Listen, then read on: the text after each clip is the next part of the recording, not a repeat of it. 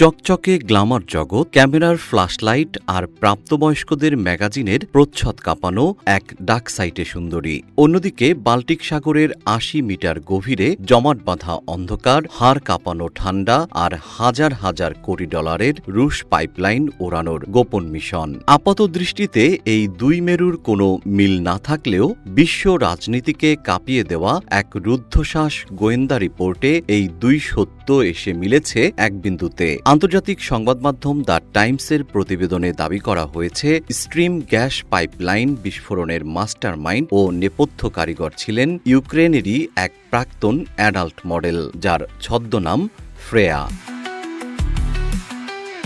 ১৯৮০-এর দশকে কিয়েভে জন্ম নেওয়া ফ্রেয়া ছোটবেলা থেকেই ছিলেন স্বাধীনচেতা। মায়ের স্নেহে বেড়ে ওঠা ফ্রেয়া খুব দ্রুতই কিয়েভের মডেলিং জগতে পরিচিত মুখ হয়ে ওঠেন। এমনকি একটি জনপ্রিয় প্রাপ্তবয়স্কদের ম্যাগাজিনের প্রচ্ছদেও মডেল হিসেবে জায়গা করে নেন।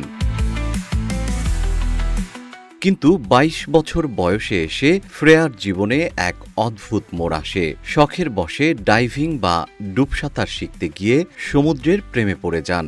মাত্র ৩ বছরের মাথায় গ্ল্যামার ওয়ার্ল্ডকে চিরতরে বিদায় জানিয়ে তিনি হয়ে ওঠেন এক দুর্ধর্ষ টেকনিক্যাল ডাইভার।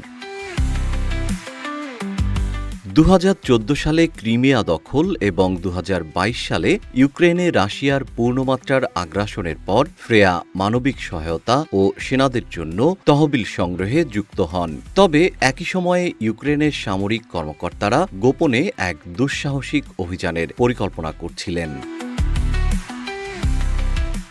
মিশন ছিল বাল্টিক সাগরের তলদেশে থাকা রাশিয়ার প্রায় ২,০০০ কোটি ডলার মূল্যের নর্ড স্ট্রিম পাইপলাইন ধ্বংস করা। ইউরোপে গ্যাস সরবরাহের এই গুরুত্বপূর্ণ অবকাঠামো উড়িয়ে দিতে দক্ষ ডাইভার খুঁজছিল ইউক্রেন, আর তখনই সামরিক কর্মকর্তাদের নজরে আসেন ফ্রেয়া।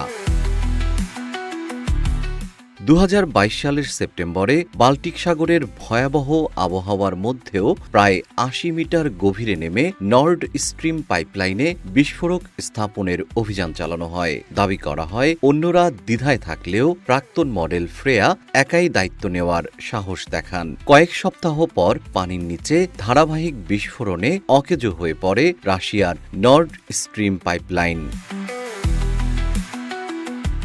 জার্মান গোয়েন্দারা তদন্তে অভিযানে ব্যবহৃত প্রমোত্তরি থেকে ডিএনএ নমুনা, আঙুলের ছাপ ও বিস্ফোরকের চিহ্ন উদ্ধার করেন। সেখানেই পাওয়া এক নারীর চুলের নমুনা বৈজ্ঞানিক পরীক্ষায় ফ্রেয়ার বলে ধারণা করা হচ্ছে।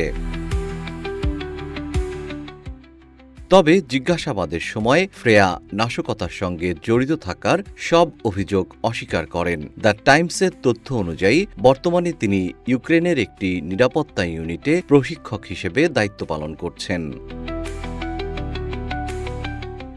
জিএম শিহাব, রূপালী বাংলাদেশ।